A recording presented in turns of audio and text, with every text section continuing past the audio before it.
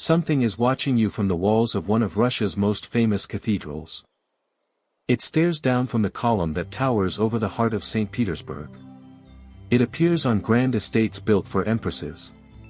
It shows up on the rings of field marshals, in the handshakes of presidents, in the aprons of men who shaped revolutions and rewrote constitutions. It is the all-seeing eye. And for 3 centuries, the Brotherhood that made it famous has been accused of everything from orchestrating world wars to secretly running every government on earth. Some say they're just a philosophy club for men who enjoy secret handshakes. Others say they installed presidents, collapsed empires, and bankrolled revolutions. Who's right? Today, we go inside the world's most famous secret society. We trace it from medieval construction sites to the halls of power in London, Paris, Washington, and Moscow. We look at the men who built it, the rulers who feared it, and the one moment in modern history when a Masonic lodge genuinely did control an entire country. This is the real story of the Freemasons. Let's start with what we actually know, because the gap between what people believe about the Masons and what the historical record actually shows is enormous. Legally speaking, a Masonic lodge is a closed voluntary association. Membership is by invitation. There are codes of conduct, ritual procedures, and levels of initiation. That much is not in dispute. Historically, the organization describes itself as a religious and philosophical movement, one that arose in the modern era as an international fraternal order dedicated to moral self-improvement. The Grand Orient of France, one of the oldest lodges in the world, describes its mission as the pursuit of truth, the study of morality, and the practice of solidarity. The United Grand Lodge of England calls itself a non-religious, non-political, charitable brotherhood. Not exactly the stuff of world domination. And yet, every royal court in Europe spent the 18th century terrified of them. Every authoritarian regime in the 20th century hunted them down. The Catholic Church has condemned them for over 250 years without lifting that ban. Something about this brotherhood provokes a very specific kind of fear. And to understand why, we have to go back to where it all supposedly began. The Freemasons have a founding myth. And like all good founding myths, it involves murder. According to Masonic tradition, before there were lodges and grand masters and secret handshakes, there was a man named Hiram Abiff. He was the architect of King Solomon's temple, in the Masonic tradition, the greatest builder who ever lived, second only to Adam as the original mason of creation. Hiram possessed the deepest secrets of sacred construction, not just how to cut stone, but how to align a building with the divine order of the universe. He had 3 apprentices who were hungry for those secrets. They wanted the master's word. The password of a master mason. The key to all of it. He refused. So they killed him. The first apprentice struck him at one gate with a compass. The second met him at another with a carpenter's square. And the third, at the final door that led out into daylight, brought a wooden mallet down on his skull. They buried the body far from the temple. And for a time, no one could find it. King Solomon sent search parties. The body was eventually discovered, marked only by an acacia branch someone had pressed into the soil above the grave. And from that day forward, the acacia branch became a Masonic symbol of immortality. The compass, the square, and the mallet became the sacred tools of the Brotherhood, each one a reminder that their founder died rather than give up the secrets of the craft. It's a powerful story. It's also, almost certainly, not literally true. But myths don't need to be literally true to do real work in the world. And this myth did an enormous amount of work. The actual history of Freemasonry is a lot less dramatic than the legend, but in its own way, it's just as fascinating. In medieval Europe, building a Gothic cathedral was a generational project. These structures weren't finished in years. They took decades. Sometimes centuries.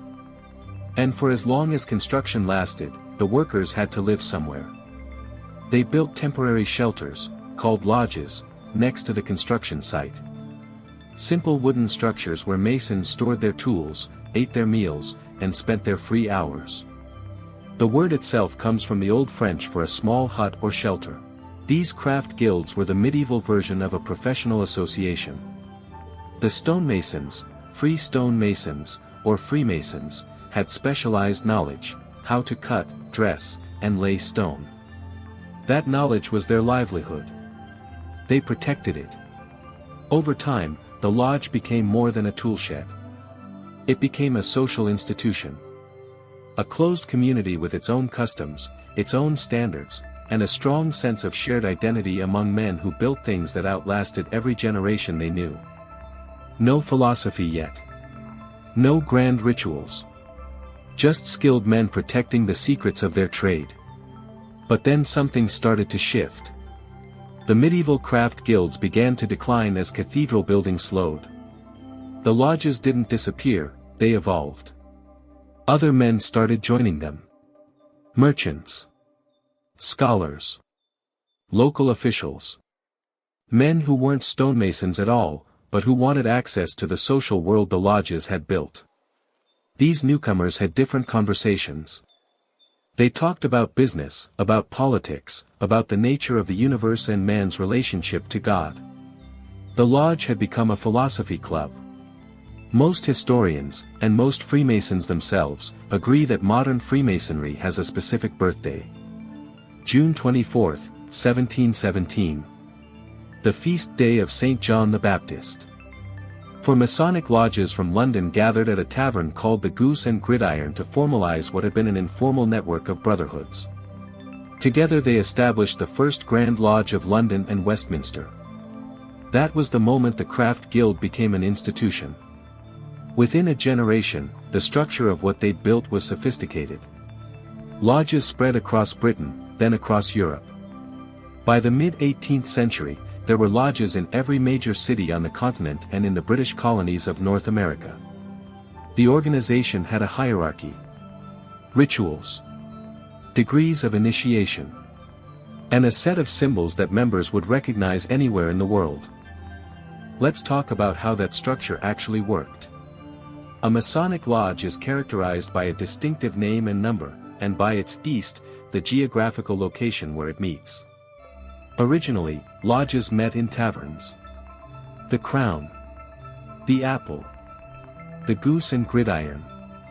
The Grape and Vine.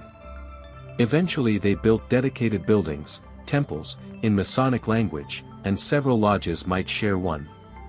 Worldwide today, estimates place the number of active lodges somewhere around 30,000, with total membership between 5 and 10 million people depending on the source. But here's the key thing that almost every conspiracy theory about the Masons gets wrong: there is no central authority. No Masonic Pope.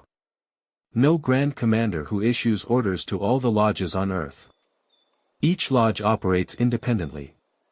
The Grand Lodge of Russia and the United Grand Lodge of England have a relationship, they recognize each other, but neither answers to the other.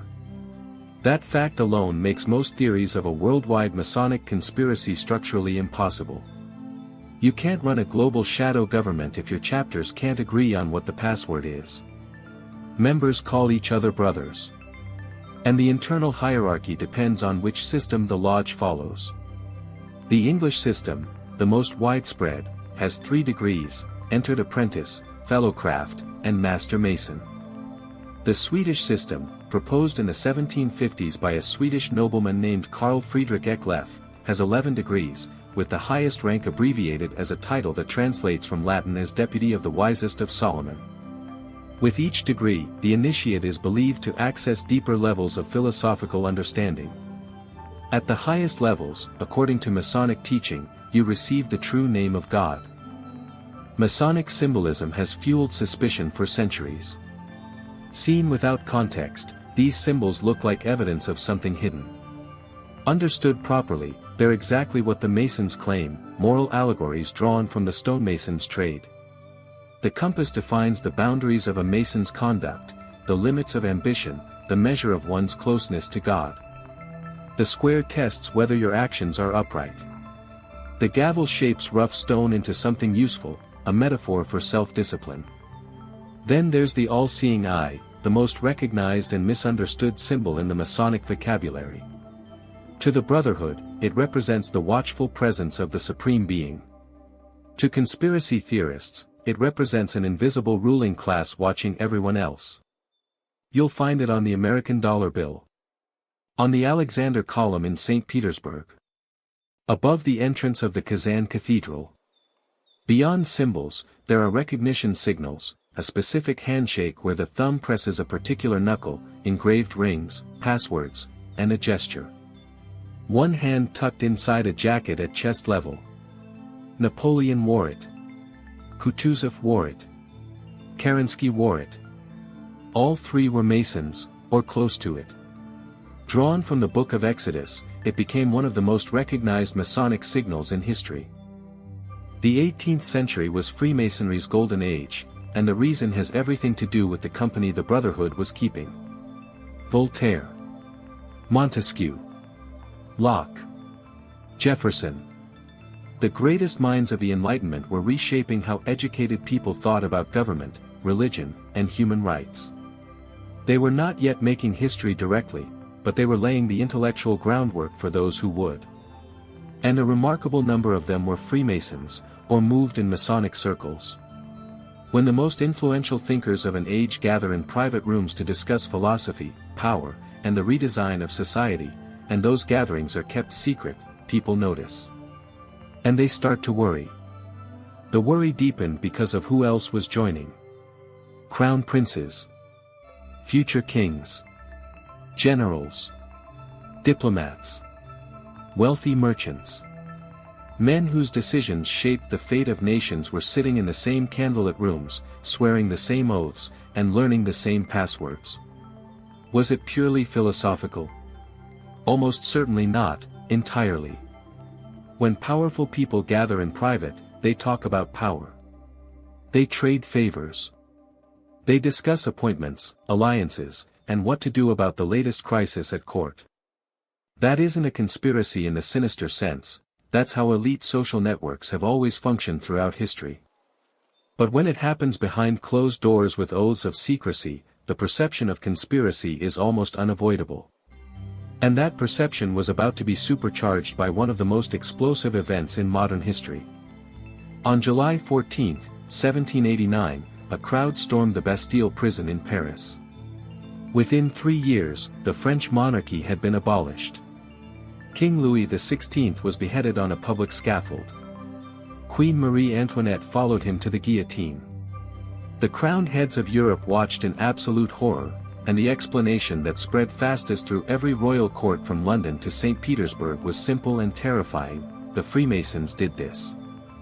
The theory spread with remarkable speed across every court in Europe.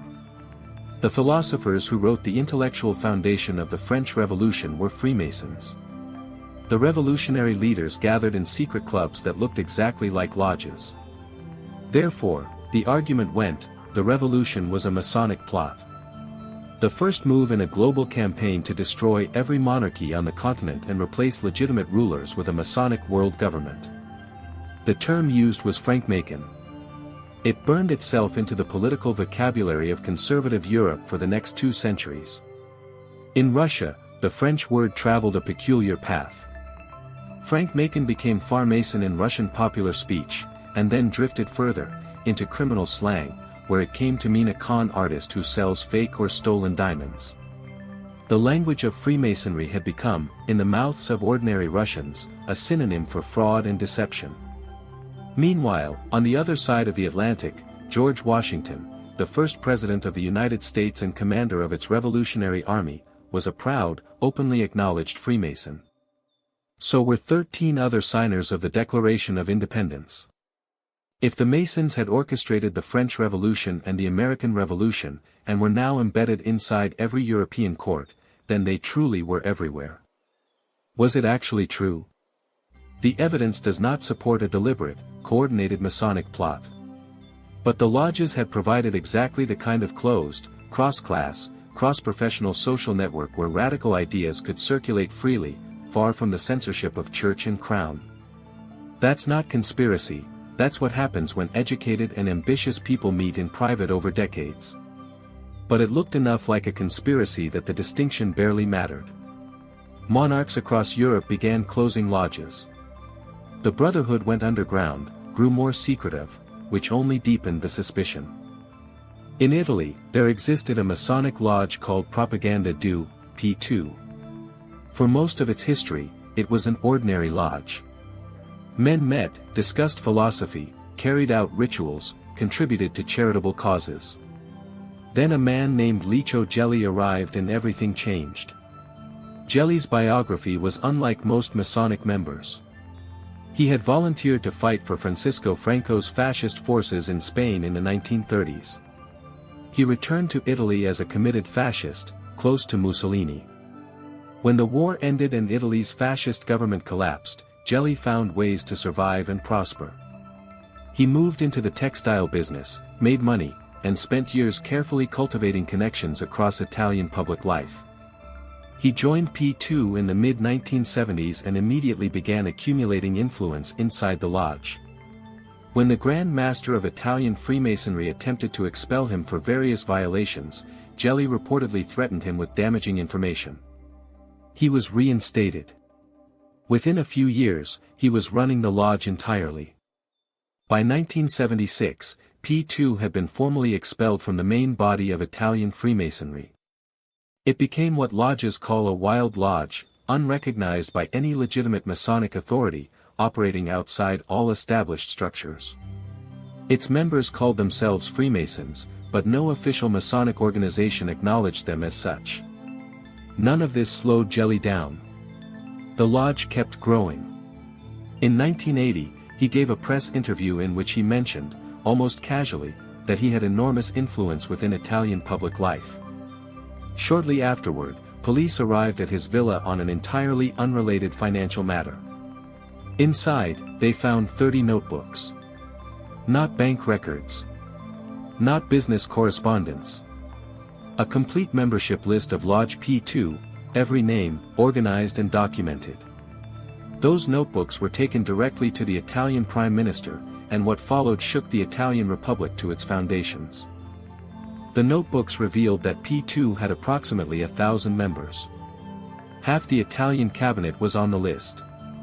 Generals. Intelligence chiefs. The Deputy Defense Minister. Owners of the country's largest newspapers and publishing houses. Judges. Prosecutors. And among the names, a young businessman named Silvio Berlusconi, who would later become Italy's longest-serving prime minister. Lodge P2 had not been discussing philosophy. It had been running the country from behind closed doors, using the structure of a secret brotherhood as the skeleton of a parallel government. The investigation that followed connected P2 to the Vatican Bank, specifically to a massive money laundering operation that ended with the suspicious death of the senior banker at its center. Investigators linked the lodge to the 1978 kidnapping and murder of former Prime Minister Aldo Moro. Evidence suggested that connected P2 members had deliberately delayed and obstructed the rescue operation while Moro was held captive by the Red Brigades. And investigators developed a theory of organized political violence, a strategy of tension, in which far-right operatives with P2 connections staged terrorist attacks to shift Italian public opinion against the left. The 1980 bombing of Bologna's central train station, which killed 80 people and wounded 200 more, pointed in that direction. Then the investigation began to stall. Witnesses died under suspicious circumstances. A key banker was found hanging under a bridge in London. Journalists were shot. Evidence disappeared. Gelli fled to Switzerland, bribed prison guards, escaped to South America where P2 connections ran deep through several military dictatorships. He eventually returned to Italy, faced legal proceedings, and died in 2015 at 94 years old, peacefully, at his villa. No one was ever convicted for the Bologna bombing in connection with P2. The full truth remains officially unresolved. The Masonic membership list across history reads like a catalogue of Western civilization at its most influential. Mozart was a Freemason. His final opera, The Magic Flute, is structured entirely around Masonic degrees of initiation, the trials of darkness, the levels of wisdom, the brotherhood guiding the hero toward light. Voltaire was initiated into a Paris lodge just weeks before his death in 1778. Giuseppe Garibaldi, who unified Italy through sheer military audacity and personal charisma, was a proud Mason.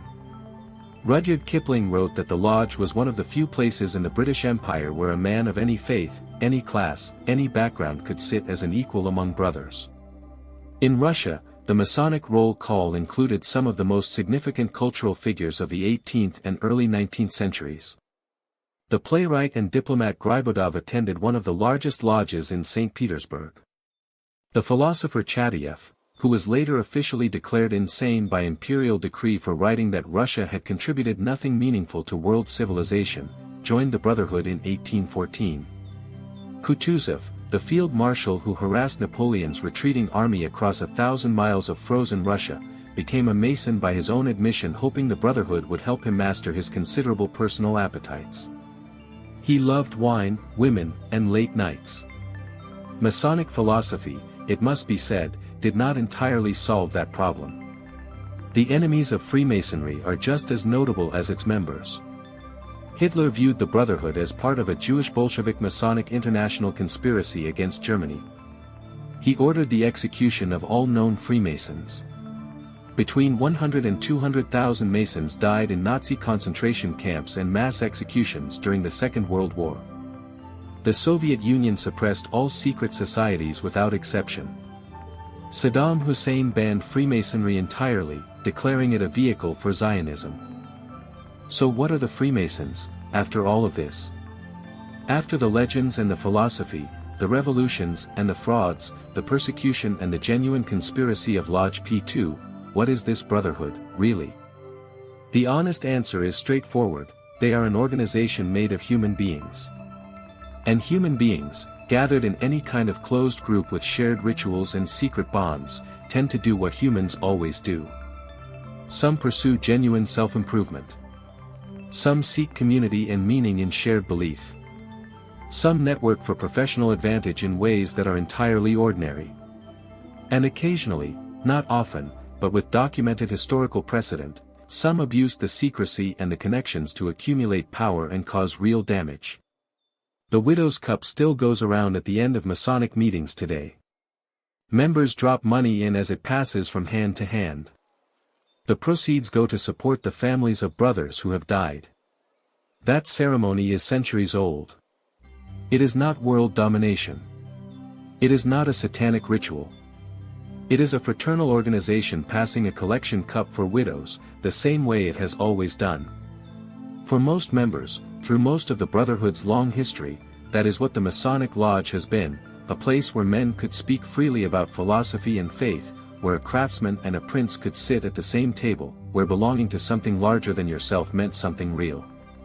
And yet Lodge P2 was real. The connection between Masonic networks and political power is real and well documented.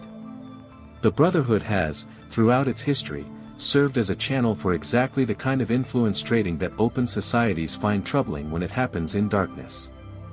Freemasonry is a container. What fills it depends entirely on who is pouring. Somewhere tonight, in a room you will never be invited into, men who know each other's passwords are having a conversation. And you will never quite know for certain what it was about.